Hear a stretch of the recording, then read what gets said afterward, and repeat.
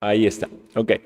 Entonces, este catecismo bautista fue escrito por un pastor llamado Benjamin Bedome.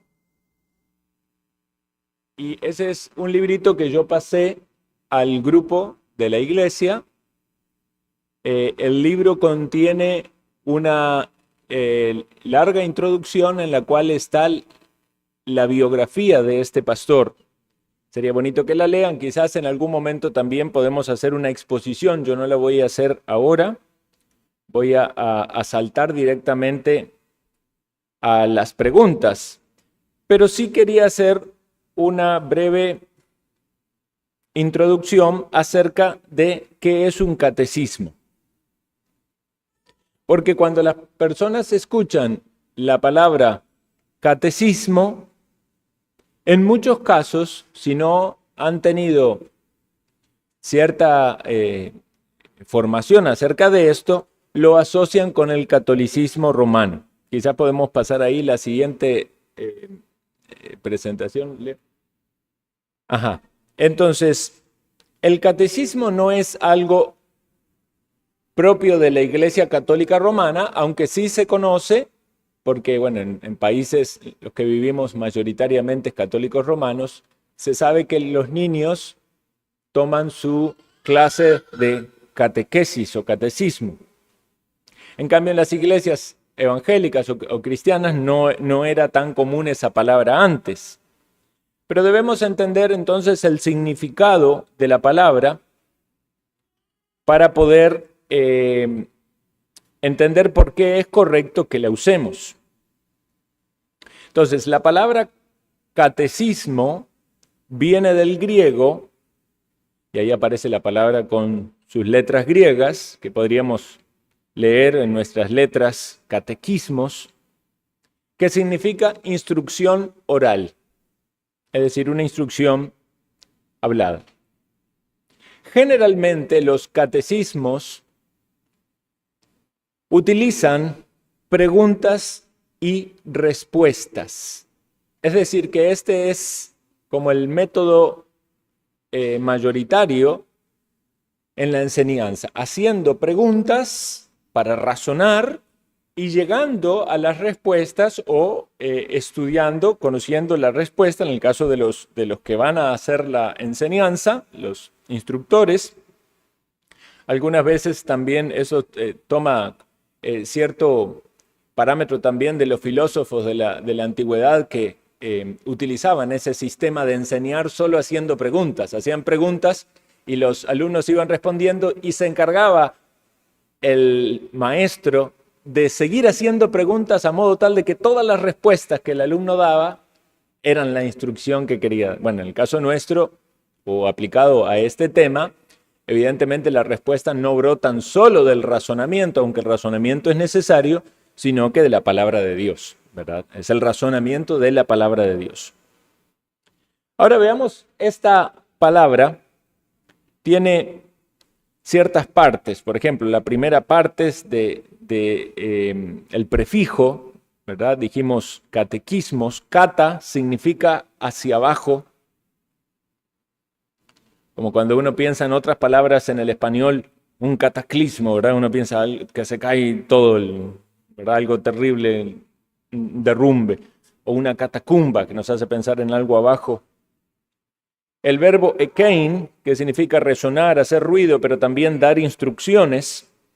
Y un sufijo, ismos, bastante conocido, que tiene que ver con actividad, cualidad, doctrina o sistema. Hay muchas palabras en español que tienen que ver con eso, con ismo, pero en este caso tiene que ver con doctrina. Entonces, literalmente la palabra es dar instrucciones doctrinales hacia abajo, y lo que viene a nuestra mente al pensar eso es estar enseñando a alguien desde una posición, desde un púlpito o un maestro parado, enseñándole a los alumnos. Y es por eso que este fue un sistema tan utilizado en la Iglesia del Señor con niños y también con adultos. Entonces pensemos, ¿tiene esto sustento bíblico hacerlo? Es muy obvia la respuesta, por supuesto que sí. ¿Por qué?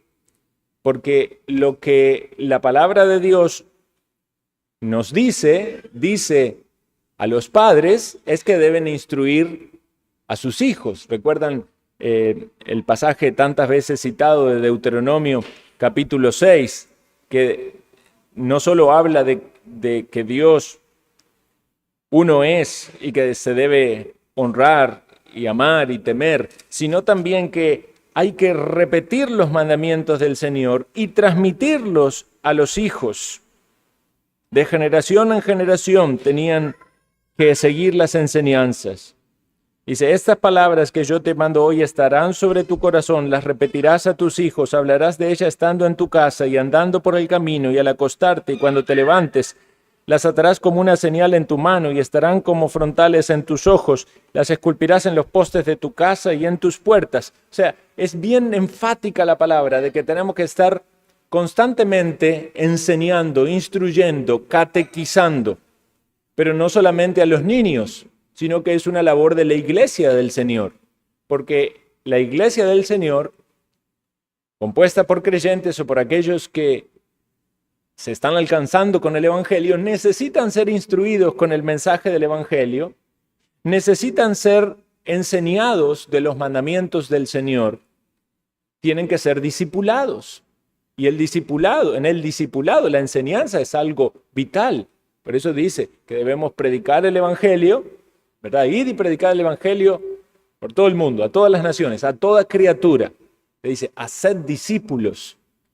Y en el discipulado tenemos que transmitir las enseñanzas. En la iglesia del Señor, Dios coloca también hombres dotados para realizar esta labor educativa. Pastores y maestros que enseñan la palabra del Señor. Entonces están en un sentido catequizando, aunque utilizamos el catecismo quizás más específicamente para este programa, para esta una serie, ¿verdad? Y enfáticamente con la cuestión de las preguntas y respuestas, como estamos apuntando, pero quiero que entiendan entonces el origen de la palabra, la razón por la cual la utilizamos y qué sustento tan importante bíblico tiene esta práctica. Es necesario para la iglesia del Señor, es necesario en los hogares y es necesario en la iglesia del Señor. Vean, por ejemplo, entonces estas palabras relacionadas. Catequista es el que enseña el catequismo, catequesis, la acción de enseñar el catecismo, catecúmeno, alguno que fue católico aquí recordarán eso del camino neocatecumenal, catecúmeno, el candidato al bautismo y el que se está preparando mediante el estudio del catecismo. Eso es algo propio del catolicismo romano, pero podríamos pensar entonces que alguien que está asistiendo a la iglesia y que está tomando el curso de discipulado y está cumpliendo los pasos porque quiere hacerse miembro, es el catecúmeno de nuestra iglesia. Entonces se bautiza y luego se hace miembro. Así que Jerry es catecúmeno.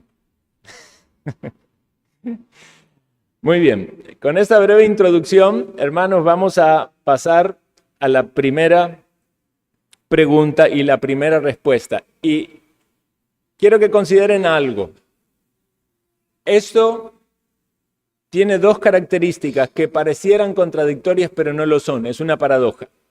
Un catecismo es muy sencillo y a la vez muy profundo. Es muy sencillo porque son preguntas y respuestas sencillas.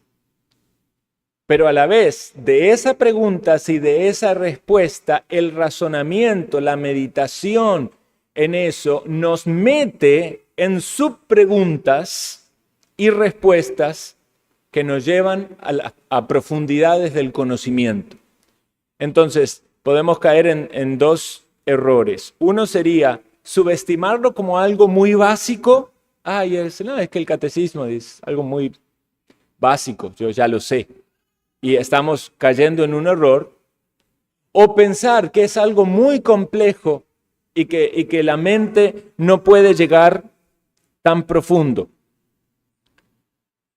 Nosotros tenemos que tratar de absorber esa sencillez y que nos permita a su vez entrenarnos a nosotros para poder compartir con otros y a la vez abrir nuestro corazón a las profundidades del razonamiento que esas preguntas sencillas nos llevan para darnos cuenta de que aunque tengamos algunos de nosotros varios años en el estudio de la palabra, aún hay muchas cosas que necesitamos conocer y reafirmar. Entonces, otro de los aspectos importantes a la hora del estudio de este catecismo, y yo los animo, queridos hermanos, que en los hogares tomen el tiempo para leer y repetir las preguntas, las respuestas, quizás memorizarlas. Y tomen ese tiempo. Podría ser una herramienta para los devocionales familiares. Hay aquí personas o familias, ¿verdad?, que tienen su devocional familiar. Podrían añadir esto. Puede ser un momento incluso para quizás en los almuerzos, en la comida, antes de dormir o al levantarse, recordar la pregunta y recordar la respuesta.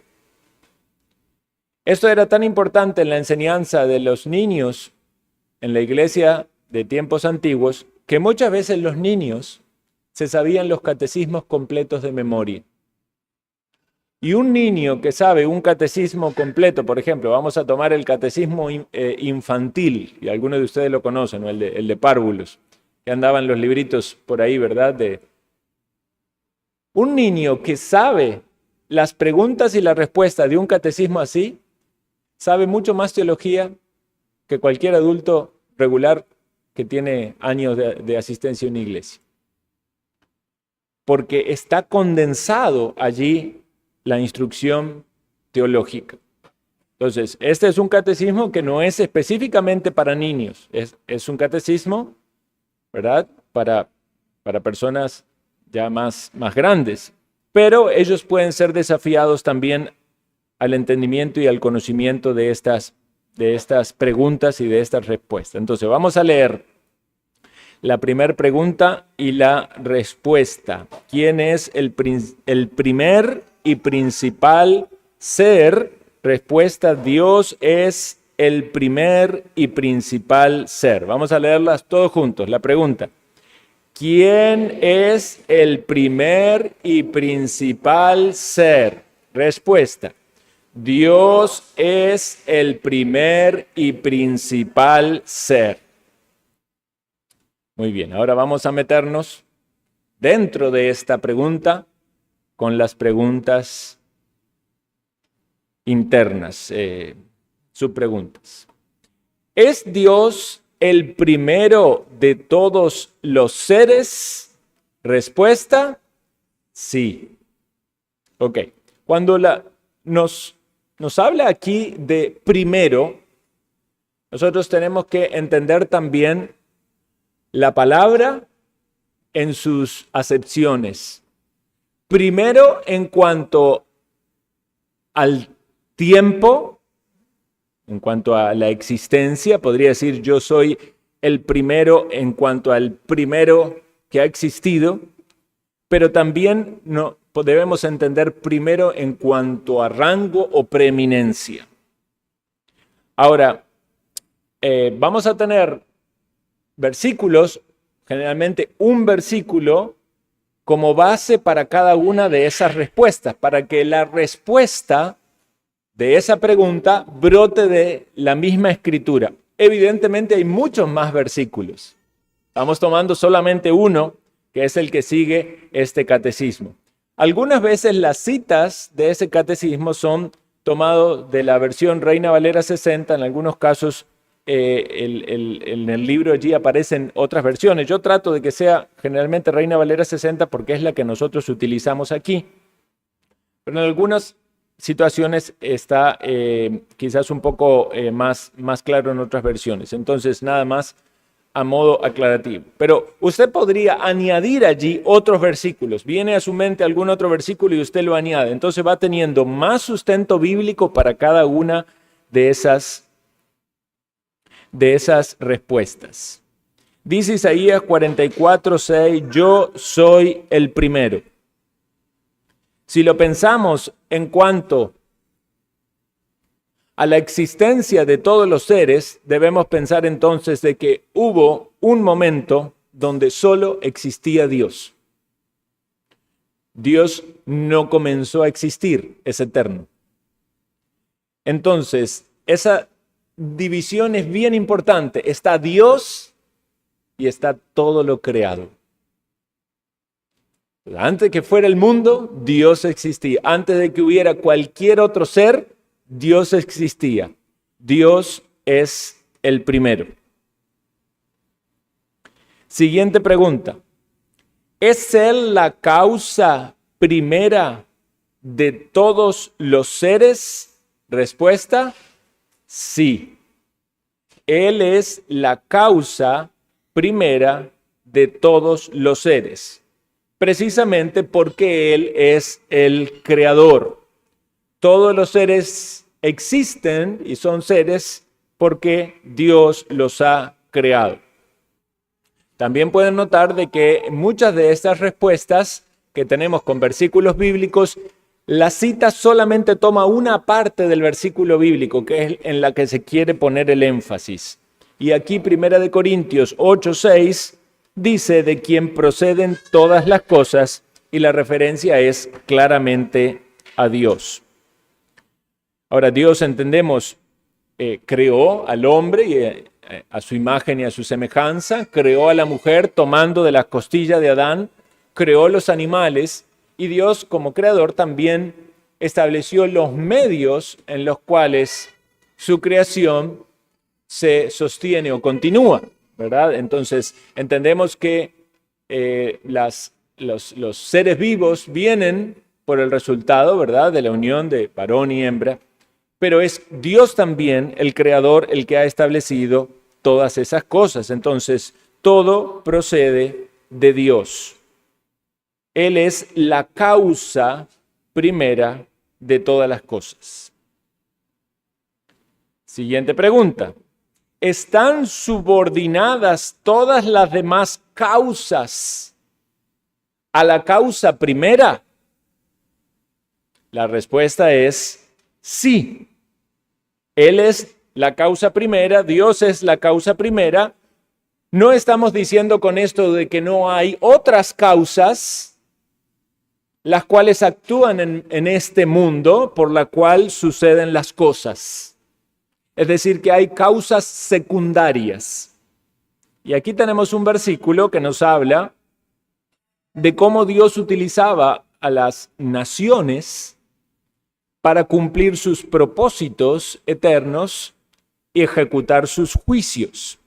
Presten atención al texto, mírenlo ahí en la cita. Dice, oh Asiria, vara y báculo de mi furor, en tu mano he puesto mi ira. Isaías 10:5. Es muy gráfico, ¿verdad? Dios utiliza un lenguaje en el cual nosotros podamos adquirir el conocimiento de Él. Y uno se imagina aquí a Dios hablando y diciendo, tú eres la vara, ¿verdad? O el báculo, ese bastón, ¿verdad?, de mi furor, es decir, para golpear. Y Dios pone en la mano de esta nación su ira para ejecutar ese juicio. Entonces, ese es el ejercicio de, digamos, distintas causas respondiendo a una causa primera. Esto es interesante porque en numerosas ocasiones, cuando ustedes saben que los niños generalmente tienen una etapa de que preguntan mucho, ¿verdad? Y hay una etapa de los por qué. Entonces, usted le está hablando de algo y dice, ¿y por qué tal cosa? Digamos, no sé, pensemos en una situación. Yo recuerdo, digamos, muchas situaciones con los niños viajando en el carro, ¿verdad? Y de repente, digamos, ellos estaban ahí molestándose, ¿ve?, entre ellos, ¿verdad? Entonces, Sofía o Josías, quédese, ¿verdad? Quédense quietito, ¿verdad? Y entonces, ¿y por qué me pegó Sofía, digamos? Josías. Yo estoy ahora parafraseando la historia, ¿verdad? Inventando la historia. ¿Por qué me pegó? Bueno, porque se está portando mal. ¿Y por qué se porta mal? Bueno, se porta mal porque es pecador. ¿Y por qué es pecador? Porque hereda la naturaleza caída de Adán. ¿Y por qué hereda la naturaleza caída de Adán? Porque el pecado se pasó a todos los hombres, por cuanto todos pecaron. ¿Y por qué se pasó el pecado? Bueno, porque lo que Adán hizo trajo consecuencias sobre todo. ¿Y por qué lo hizo Adán? Porque tenía libre albedrío y eligió pecar. ¿Y por qué tenía libre albedrío? Porque Dios es perfecto y lo creó de esa manera. ¿Y por qué lo creó Dios? Y si usted sigue y sigue y sigue, llega a la causa primera. ¿Por qué lo creó Dios? Porque quiso crearlo. ¿Y por qué quiso crearlo? Porque es Dios, ¿verdad? Entonces, cualquier situación en la vida, si usted se hace las preguntas correctas y responde bíblicamente con teología, llega a la causa primera. Y la causa primera es Dios.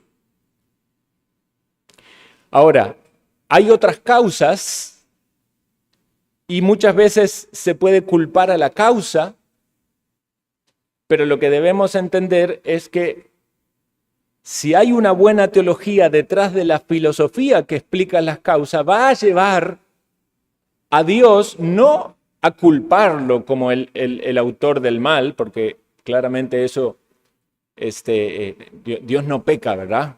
Él no hace nada indebido, pero sí a comprender de que Él es el que ha determinado todo lo que acontece en este mundo, desde el aleteo de una mariposa hasta el peor de los terremotos o las circunstancias más terribles que puedan acontecer en la experiencia humana. Vean la siguiente pregunta. ¿Es Dios el primero en la creación? Y aquí no entendamos el primero en el sentido de empezar a existir, porque dijimos que es eterno, sino el primero en el rango de la creación. ¿Es Dios el primero en la creación? Sí, Dios es el primero en la creación. Porque dice la Escritura en el Salmo 33:9, porque Él dijo y fue hecho. Esa es la importancia de Dios en la creación. Él es el que tiene el primer lugar. Él es antes de la creación. Es él el que realiza la creación. Y es él el que tiene el primer rango en la creación. Vean cuán ingenuo a la luz de este razonamiento es la idolatría. Que el hombre adora a las criaturas antes que al Creador. Siguiente pregunta. ¿Es él el primero en la providencia? Debemos aquí explicar qué es providencia, porque muchas veces escuchamos esa palabra, pero nos cuesta a veces adquirir el concepto. Providencia es el poder que Dios usa para asegurarse de que todo suceda a fin de hacer cumplir sus amorosos y sabios propósitos. En la providencia Dios va obrando a lo largo del tiempo. Si bien su soberanía puede describir la autoridad que tiene para hacer todo lo que quiere, su poder puede describirle esa capacidad para hacer todo lo que quiere, la providencia es las acciones de Dios en el paso del tiempo. Evidentemente el tiempo al cual nosotros estamos sujetos, no Dios. Dios no está sujeto a tiempo, pero nosotros vemos las cosas de una manera temporal porque somos seres creados dentro de este campo, ¿verdad? Temporal. Entonces, ¿es Dios el que tiene el primer lugar, el primer rango en la providencia? Sí, es la respuesta. Y el versículo es Hechos 15, 28. Porque en Él vivimos y nos movemos y somos. Dios es el primero en la providencia.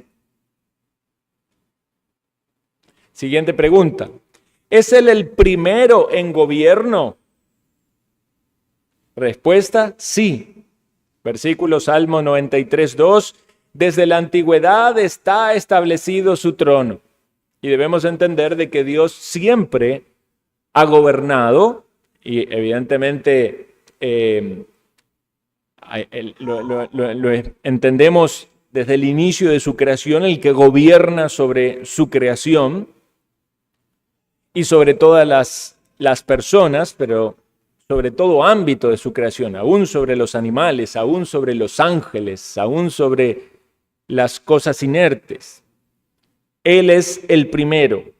Él no es gobernado por nada. Él no tiene una lucha contra otro poder antagónico, opuesto, como pueden algunos hacer pensar. Está Dios allí en el cielo con sus ángeles batallando contra Satanás y sus ángeles, como que es una verdad lucha interminable. No, Dios es el que gobierna, es el primero. A Él se someten todas las cosas. Siguiente pregunta. ¿Es el primero en el mundo de la gracia? Cuando pensamos en la gracia de Dios para con sus criaturas, la gracia salvífica, pensamos entonces, ¿es Él el primero en el ejercicio y en la preeminencia en el mundo de la gracia? Nosotros estamos en este mundo de la gracia. La respuesta es sí, Él es el primero. Dice 2 Corintios 5, 18, y todo esto proviene de Dios, quien nos reconcilió consigo mismo. Él es el primero en mostrar su gracia, Él es el primero en actuar, Él es el primero en ser reconocido en esa gracia. Recordamos también lo que dice Juan 1:16, porque de su plenitud tomamos todos, y gracia sobre gracia. Siguiente pregunta, ¿es Él el primero en la manifestación de su amor? Respuesta, sí, Él es el primero. Nosotros le amamos a Él porque Él nos amó primero. Primera de Juan 4:19. Entendemos que Dios estuvo en la eternidad antes de que todas las cosas fueran creadas. Podemos decir estuvo solo, aunque es una palabra un tanto rara para referirnos a Dios, porque Dios es trino, ¿verdad? Es un Dios en tres personas. Entonces, Dios eternamente amó, porque el Padre amó al Hijo, el Hijo amó al Padre, amaron al Espíritu Santo, el Espíritu Santo amó a las personas de la Trinidad. Dios es amor. Dios es relacional, porque Él mismo en su esencia se relaciona.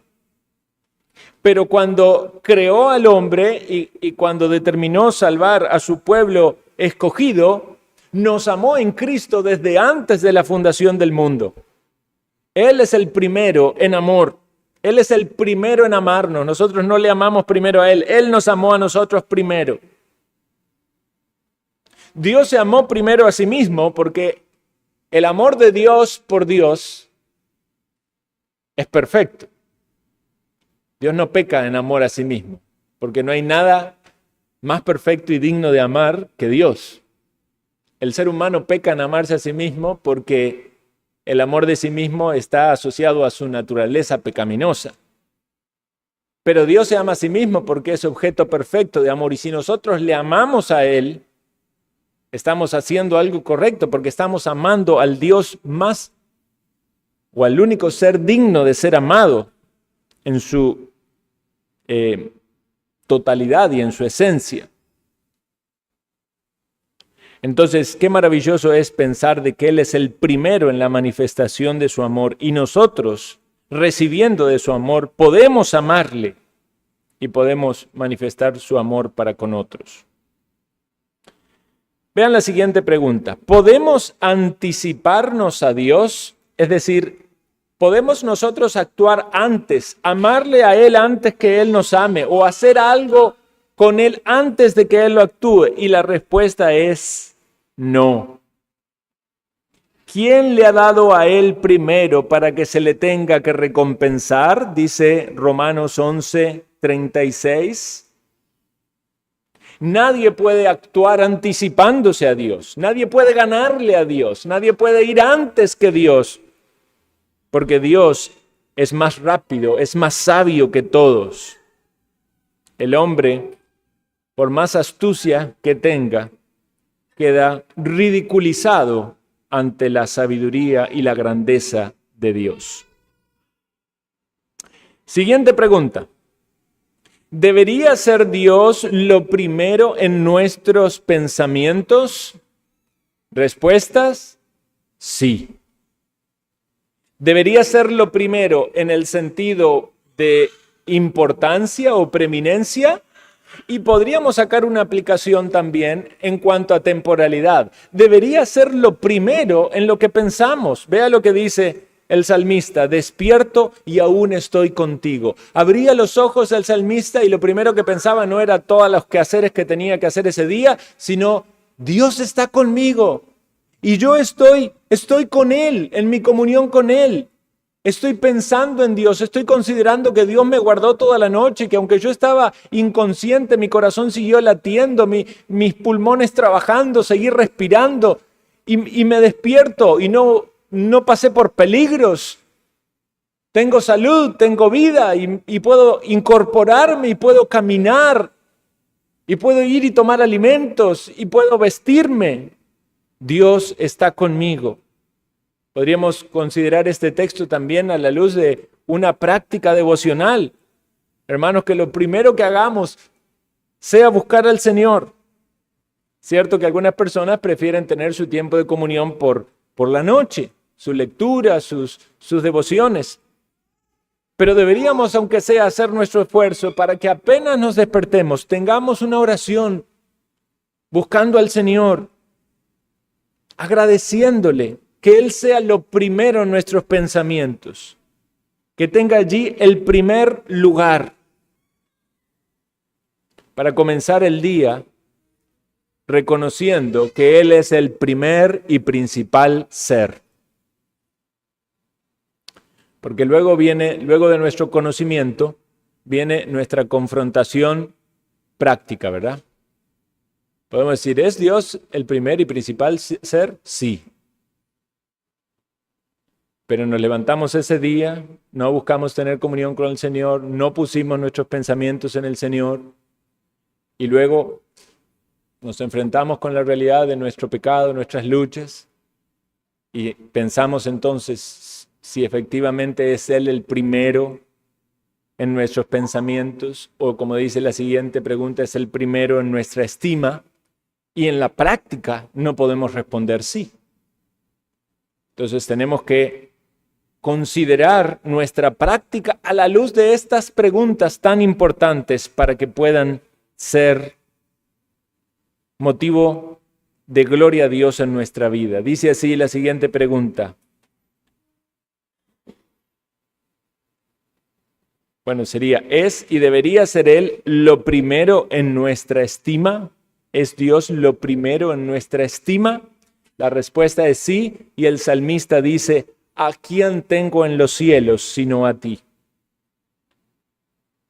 De todas las cosas o personas, ninguna debería robar nuestra estima más que Dios.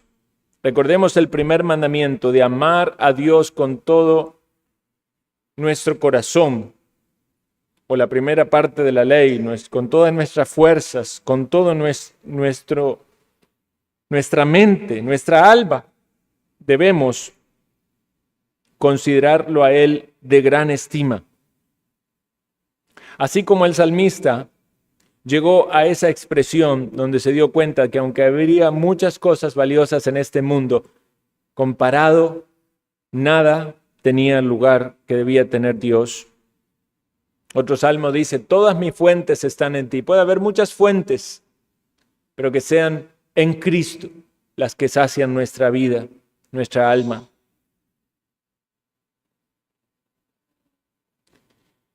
¿Deberíamos darnos a nosotros mismos primeramente al Señor? Respuesta, sí. Debemos darnos primero al Señor, antes que cualquier otra cosa que pudiéramos darle al Señor. Primero darnos nosotros, porque Él quiere relacionarse con nosotros. Es un Dios relacional que ha expresado su amor para con nosotros, no solo en crearnos, sino en enviar a su Hijo. Entonces, primero debemos darnos nosotros a Dios. Por eso dice 2 Corintios 8:5, a manera de elogio de aquellos que habían recibido la palabra, dice, se dieron primeramente al Señor. Sí, podían tener a los apóstoles allí, podían mostrarse muy solícitos en querer servir a los hermanos y hacer muchas cosas, pero se dieron primeramente al Señor. ¿Cómo nos damos al Señor? Con devoción, con la oración, con la meditación de la palabra, con la práctica en obediencia, con el servicio. Pero primero hacia el Señor. Primero de manera vertical y no solamente haciendo un montón de cosas como Marta, muy afanada y turbada, pero sin deleitarse a los pies de Cristo. Siguiente pregunta, ¿debería tener Él los primeros frutos? Respuestas, sí. Ustedes saben que la Biblia nos habla de las ofrendas, de los primeros frutos, pero no solo lo vamos a aplicar a cuestiones de ofrendas. Aunque ciertamente debería ser la práctica del creyente, que cuando recibe sus ingresos saca una parte para darla al Señor, pero debemos considerar esto en todas las áreas de nuestra vida, como dijimos antes, en cuanto al tiempo. Darle lo primero del tiempo al Señor, tanto en temporalidad o en importancia, de las cosas especiales de usted, de sus dones, sus capacidades, sus experiencias, lo primero para el Señor. Los primeros frutos son para el Señor. Mi alma deseó los primeros frutos, lo que se le daba al Señor. ¿Es Dios el principal de los seres? Respuestas, sí. ¿Quién como tú, oh Jehová? ¿Quién como tú? Y eso tiene que ver con su deidad. Evidentemente solo hay un Dios. Siempre que se hablan de dioses es con minúscula, ¿verdad? Y tiene que ver con una falsa explicación de Dios, del Dios verdadero, una distorsión. Y como decía antes, el ser humano ha buscado en muchas vanidades poner a las criaturas como en el lugar de Dios. Sabemos del paganismo, ¿verdad? Que se utilizaban animales o muchas veces astros para hablar de esos dioses. Pero los dioses falsos nada son. ¿Quién como tú, oh Jehová? Dice la siguiente pregunta, ¿está Él por encima de todos los pretendientes? Por más que alguien quiera ser Dios, nada puede hacer. Satanás quiso llegar al estrado de Dios. De algún modo dominó la envidia en su corazón, pero más bien cayó en consecuencia por el castigo de Dios. Él está por encima de todos. Él es Rey grande sobre todos los dioses, dice Salmo 95:3. Hay dioses falsos, construidos por los hombres, promocionados por Satanás, alentados por este mundo y por sus demonios. Pero Dios está por encima de todos. ¿Es Él el principal en el cielo? Respuesta, sí. Porque ¿quién en los cielos se igualará a Jehová? Y el mismo versículo también nos da una pregunta que se responde retóricamente. La respuesta es nadie. De Dios es el rango más alto y Él no compite con nadie. Él está por encima de todos. Siguiente pregunta. ¿Es Él el principal en la tierra? Respuesta, sí. Salmo 97:9, porque tú, Jehová, eres excelso sobre toda la tierra. Él es el principal en el cielo, Él es el principal en la tierra. Aunque haya muchos poderosos en la tierra, aunque haya gente con muchos recursos, aunque haya gente que se dice que dominan el mundo, en realidad solo lo hacen en una esfera terrenal, pero Dios está por encima de ellos. ¿Es Él solo uno de los principales? Es decir, ¿está Él entre todos esos que dominan? No. Claramente Él es altísimo. Clamaré al Dios altísimo. Él no comparte su trono con nadie, ni siquiera nadie se puede acercar a Él. ¿Mantendrá Él para siempre su preeminencia? Respuestas, sí. Mas tú, Jehová, para siempre eres altísimo. Recordemos que Dios es inmutable. Siempre será el más alto en rango, en poder, en importancia y no cambia. Siguiente pregunta. ¿Debería ser Dios nuestro amor principal? Respuesta, sí, y hablamos de esto. Amarás al Señor tu Dios con todo tu corazón. Lucas 10:27. Consideremos esto, sus perfecciones deberían atraernos a Él. Nuestra responsabilidad es amarle. Y puesto que Él es el bien supremo, ese mandamiento es un mandamiento amoroso, porque Dios nos manda a amar a aquel que es digno de amar. Dios nos manda a amar a aquel en quien seremos beneficiados por amar. Amando a Dios, Dios no está poniendo una carga en usted, está dándole una bendición. Amar a Dios es un privilegio que solo podemos experimentar los que hemos creído en Cristo, Jesús, y en Él hemos tenido el perdón de nuestros pecados. Amar al Dios eterno, trascendente, es algo maravilloso. Y dice la siguiente pregunta, ¿y debería ser Él lo que más tememos? Lo que más tememos, a veces se habla de temor, hay dos maneras de entender el temor, ¿verdad?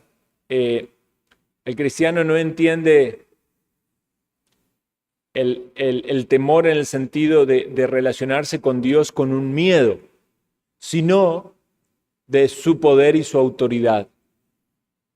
Dice, ¿debería ser Él lo que más tememos? Sí, dice, temed más bien a aquel que puede destruir el alma y el cuerpo en el infierno. Es decir, sabemos la autoridad que Dios tiene. Sabemos que Él tiene autoridad para condenar, pero también sabemos que en Cristo hemos sido librados de la condenación. ¿Quién acusará a los escogidos de Dios? Entonces, le tememos por su autoridad, pero no tenemos miedo que nos aleja de Él, sino más bien que nos lleva a vivir a la luz de su palabra. Y esa es la última de las subpreguntas que vamos a ver. Entonces hablamos de su importancia, de su preeminencia, de su providencia, de su soberanía, de su autoridad. Debemos recordar que su justicia es perfecta y eso nos hace pensar también en temerle. Pero si alguien está viviendo con una fe genuina en Cristo, con un arrepentimiento verdadero,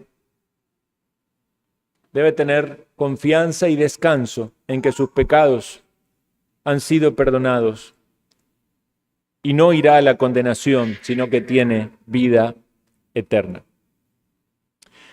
Vamos a cerrar entonces esta clase de escuela dominical. Le voy a pedir a Leo que vaya a la primera de la pregunta y vamos a repetir pregunta y respuesta. Primera pregunta y respuesta.